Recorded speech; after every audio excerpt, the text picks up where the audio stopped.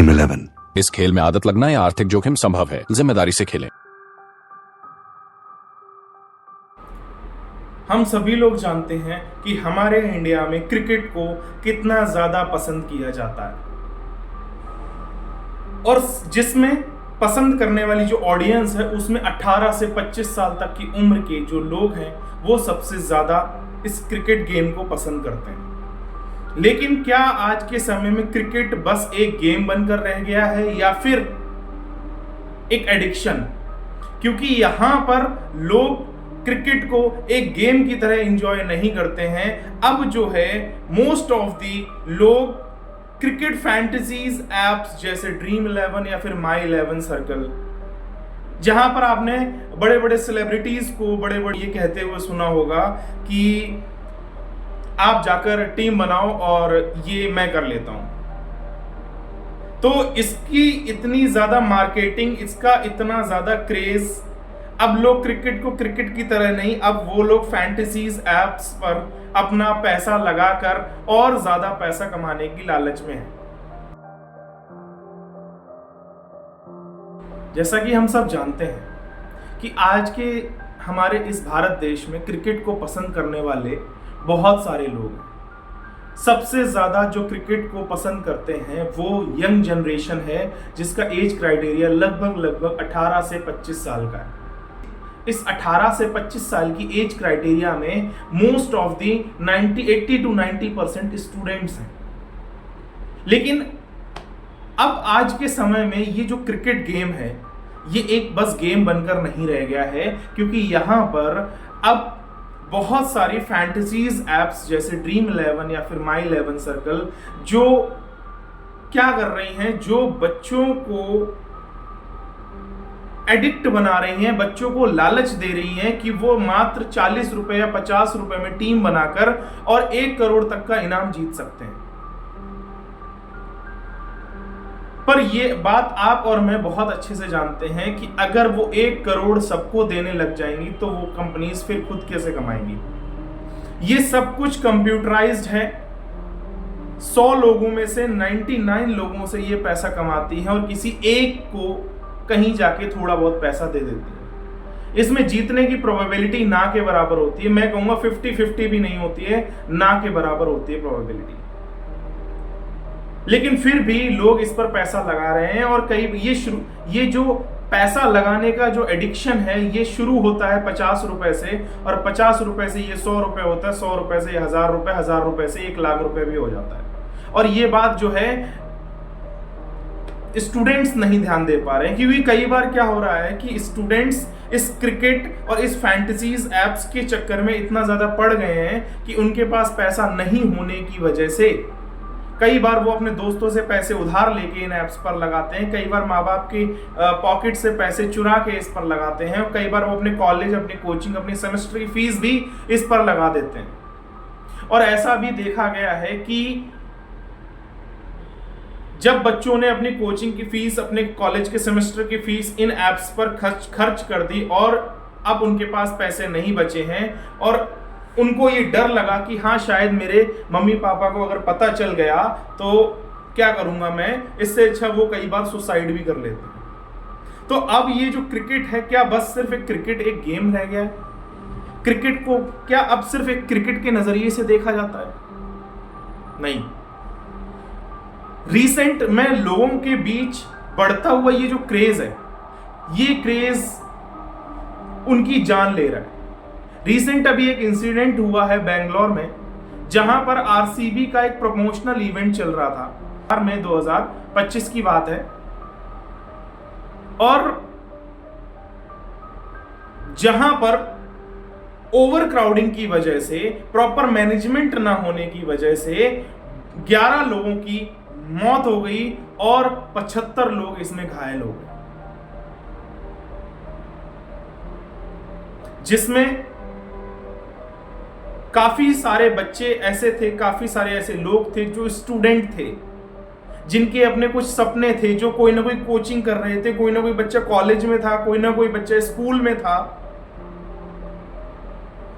कोई बच्चे के माँ बाप इतने गरीब थे कि वो जैसे तैसे जो है बच्चों को पैसे जोड़कर उनको पढ़ाई करवा रहे थे। पर इत्तेफाक से ऐसा हुआ कि उसी भीड़ में उन बच्चों ने अपना दम तोड़ दिया। तो क्या ये क्रिकेट सही है? लोग अपने सारे इंपॉर्टेंट काम को छोड़कर, सारी प्रायोरिटीज को छोड़कर, वो आईपीएल जब चलता है तो वो 4 से 5 घंटे जो है वो एक मैच को देखने पर इन्वेस्ट कर देते हैं। क्या उनकी लाइफ के वो 4 से 5 घंटे, 2 से 3 घंटे वर्थ इट हैं एक गेम के ऊपर इन्वेस्ट कर देना? घर में कुछ भी चल रहा है लेकिन वो सबसे ज्यादा प्रायोरिटी उस क्रिकेट को दे रहे हैं। क्यों? और ऐसा इंसिडेंट जो है, ये जो आरसीबी प्रमोशनल इवेंट में जो ऐसा इवेंट हुआ जहां पर लोग ने अपनी जान गंवाई, और ऐसा इवेंट ये पहली बार नहीं हुआ, ऐसे इवेंट्स पहले भी देखे जा चुके हैं। 2013 में एडन गार्डन्स कोलकाता में भी भारी भीड़ की वजह से 25 लोगों को हॉस्पिटल ले जाना पड़ा। और इसी तरह से 1999 में India versus Pakistan Chennai match के बाद भी फैंस ने पिच पे घुस के तोड़ फोड़ की। क्रिकेट का क्रेज जब कंट्रोल से बाहर हो जाता है तो नुकसान सिर्फ मेंटल या फाइनेंशियल नहीं होता है, ये फिजिकल भी हो सकता है। तो मैं क्रिकेट को एडिक्शन एंड मेंटल हेल्थ पर हावी होना कह सकता हूं। एक रिपोर्ट कहती है 38% कॉलेज स्टूडेंट्स डेली 1-2 घंटे फैंटेसी एप्स यूज करते हैं। यह शुरुआत 50 रुपए से होती है पर कभी कभी लाखों के नुकसान हो जाते हैं।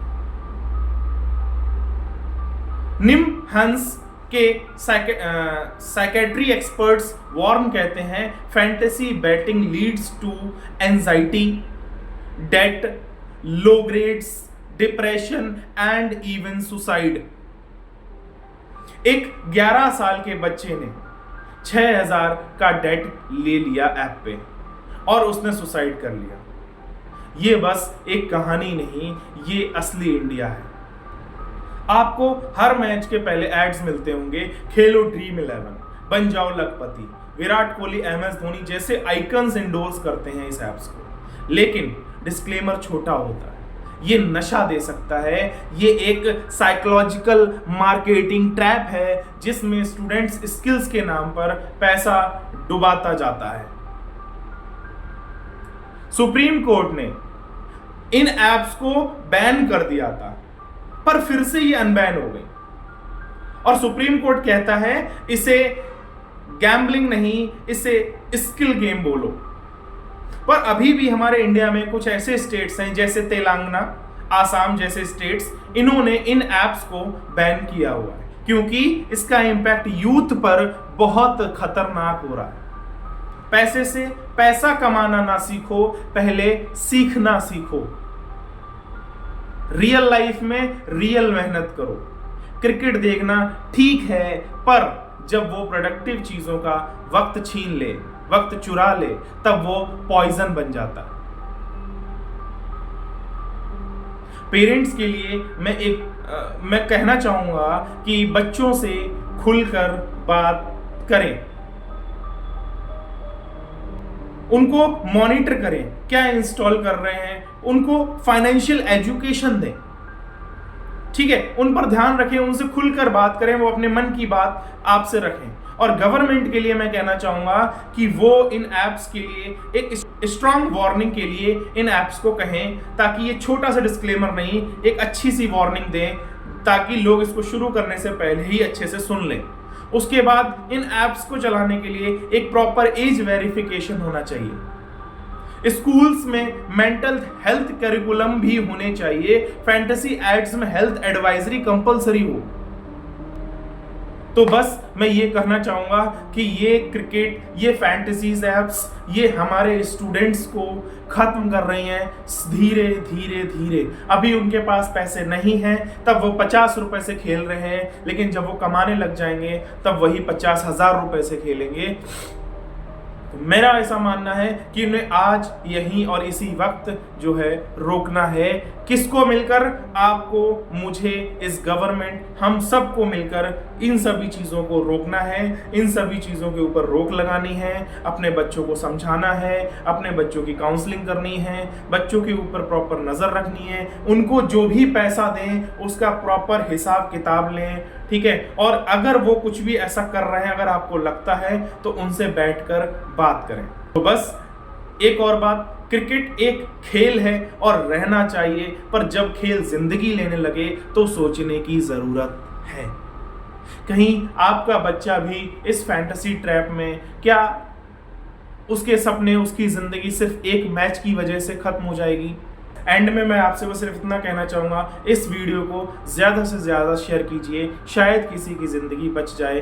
कमेंट्स में बताइए आपका क्या मानना है इस जुनून के बारे में। और इसी के साथ आप हमारे इस चैनल को लाइक सब्सक्राइब करिए, और मैं ऐसे ही स्टूडेंट्स के लिए क्या बेटर है उसके ऊपर वीडियोस बनाता रहूँगा। और उम्मीद है स्टूडेंट्स, पेरेंट्स, इस सभी लोग इस वीडियो को देखें और समझें कि मैं क्या कहना चाह रहा हूँ, और उस चीज़ के ऊपर काम करें, और हम हमारे बच्चों को बचाएं, एक बेहतर जीवन दें और एक बेहतर लाइफ दें, ठीक है।